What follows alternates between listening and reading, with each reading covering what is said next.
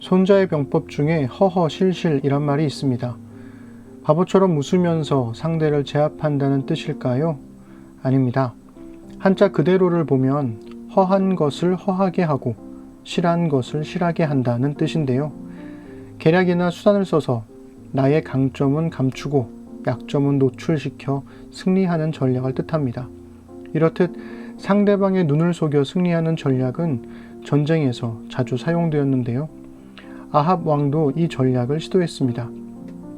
시리아에 빼앗긴 길르앗 라못을 차지하자며 호기롭게 전쟁을 일으킨 아합은 남유다의 여호사밧 왕에게 왕복을 입히고 자기는 변장을 합니다. 마치 여호사밧이 북이스라엘의 왕인 것처럼 만든 거죠. 저주에 가까운 미가야의 예언을 거부했음에도 신경이 쓰이는 건 어쩔 수 없었던 것 같아요. 아합 왕은 이 전쟁에 자신의 목숨이 걸려 있음을 직감했던 것 같습니다. 아니나 다를까 시리아 왕은 군사들에게 오직 아합 왕만 노리라고 하죠. 이 전쟁은 이제 길르앗 라못을 차지하기 위한 전쟁이 아니라 아합의 목숨을 차지하기 위한 전쟁이 되었습니다. 남유다의 여호사밧 왕은 북이스라엘과의 평화를 선택한 대가를 톡톡히 치릅니다. 이 전쟁에서 제일 억울한 사람은 여호사밧 왕인 것 같아요. 남유다를 위한 전쟁도 아닌데 남유다의 왕이 북이스라엘의 전쟁을 위해 총알바지가 되어 전쟁을 치릅니다. 그는 살기 위해 소리를 지르며 도망치는데요. 시리아의 군사들은 그가 아합 왕이 아님을 깨닫고는 추격을 멈춥니다. 반면 전쟁에서 숨어 다니던 아합 왕은 시리아의 군사가 무심코 쏜 화살에 맞습니다. 그것도 갑옷의 가슴막이 이음새 사이를 뚫고 명중했습니다. 전쟁은 격렬했고 병거를 타고 있던 아합은 전장을 빠져나가지 못하고 결국 전장의 한복판에서 죽습니다. 오늘은 열왕기상 22장 29절에서 53절까지 읽어드릴게요. 이스라엘 왕 아합과 유다의 여호사밧 왕은 시리아와 싸우려고 길르앗의 라못으로 올라갔다. 이스라엘의 아합 왕은 여호사밧에게 말하였다. 나는 변장을 하고 싸움터로 들어갈 터이니 임금께서는 왕복을 그대로 입고 나가십시오. 이스라엘 왕은 변장을 하고 싸움터로 들어갔다. 시리아 왕은 그와 함께 있는 32사람의 병거대 지휘관들에게 말하였다. 너희는 작은 자나 큰 자를 상대하여 싸우지 말고 오직 이스라엘 왕만 공격하여라. 병거대 지휘관들이 여호사밧을 보더니 저자가 이스라엘의 왕이다 하며 그와 싸우려고 달려들었다. 여호사밧이 기겁을 하여서 소리치니 병거대 지휘관들은 그가 이스라엘의 왕이 아님을 알고서 그를 추적하기를 그만두고 돌아섰다. 그런데 군인 한 사람이 무심코 활을 당긴 것이 이스라엘 왕에게 명중하였다. 화살이 갑옷 가슴막이 이음새 사이를 뚫고 들어간 것이다. 왕은 자기의 병거를 모는 부하에게 말하였다. 병거를 돌려서 이 싸움터에서 빠져나가자. 내가 부상을 입었다. 그러나 특히 그날은 싸움이 격렬하였으므로 왕은 병거 가운데 붙들려 서서 시리아 군대를 막다가 저녁 때가 되어 죽었는데 그의 병거 안에는 왕의 상처에서 흘러나온 피가 바닥에 흥건히 고여 있었다. 해가 질 즈음에 각각 자기의 성읍으로 각각 자기의 고향으로 하고 외치는 명령이 진영에 전달되었다. 왕은 죽고 사람들은 그 죽음을 사마리아로 가지고 가서 그곳에 묻었다. 그리고 사마리아의 연못에서 왕의 병거와 갑옷을 씻을 때에 개들이 그 피를 핥았고 창녀들이 그곳에서 목욕을 하였다. 이렇게 해서 모든 것은 주님께서 말씀하신 대로 되었다.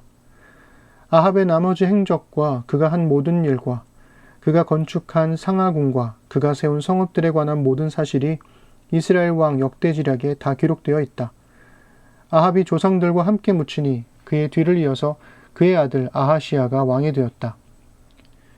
이스라엘의 아합 왕 제4년에 아사의 아들 여호사밧이 유다의 왕이 되었다. 여호사밧은 왕이 될 때에 35살이었고 예루살렘에서 25해 동안 다스렸다. 그의 어머니 아수바는 실히의 딸이다. 여호사밧은 자기의 아버지 아사가 걸어간 길에서 벗어나지 아니하고 그 길을 그대로 걸어서 주님께서 보시기에 정직하게 행하였으나 그가 산당만은 헐어버리지 않아서 백성은 여전히 산당에서 제사를 드리며 분향하였다. 여호사밧은 이스라엘 왕과 평화롭게 지냈다. 여호사밧의 나머지 행적과 그가 보여준 권세와 그가 치른 전쟁에 관한 것들이 모두 유다왕 역대지략에 기록되어 있다. 그는 그의 아버지 아사 시대까지 남아있던 성전 남창들을 그 땅에서 내쫓았다. 그때 에돔에는 왕이 없었고 유다의 왕이 임명한 대리자가 다스리고 있었다. 여호사밧이 오빌에서 금을 가져오려고 다시스 선단을 만들었으나 그 배들이 에시온게벨에서 파선하였으므로 가지 못하였다. 그러자 아합의 아들 아하시야가 여호사밧에게 나의 신하들이 임금님의 신하들과 같은 배를 타고 가게 하겠습니다 하고 제의하였으나 여호사밧은 이 제의를 받아들이지 않았다. 여호사밧이 숨을 거두니 다윗성에다가 조상들과 함께 그를 장사하였다. 그의 뒤를 이어서 그의 아들 여호람이 왕이 되었다. 유다의 여호사밧 왕 제17년에 아합의 아들 아하시야가 사마리아에서 이스라엘의 왕이 되었다. 그는 2해 동안 이스라엘을 다스렸다. 그는 주님께서 보시기에 이스라엘을 죄에 빠뜨리게 한 그의 아버지와 어머니가 걸은 길과 느밧의 아들 여로보암이 걸은 길을 그대로 따라갔다. 그는 바알을 섬기고 그것에 절을 하여서 그의 아버지가 한 것과 마찬가지로 주 이스라엘의 하나님께서 진노하시게 하였다. 아멘.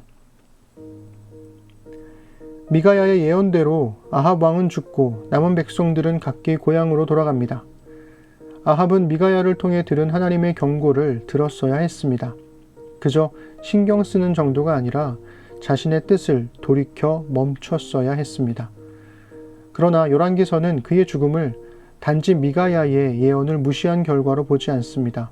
오히려 나봇의 포도원을 빼앗을 때의 결과로 거슬러 올라가죠.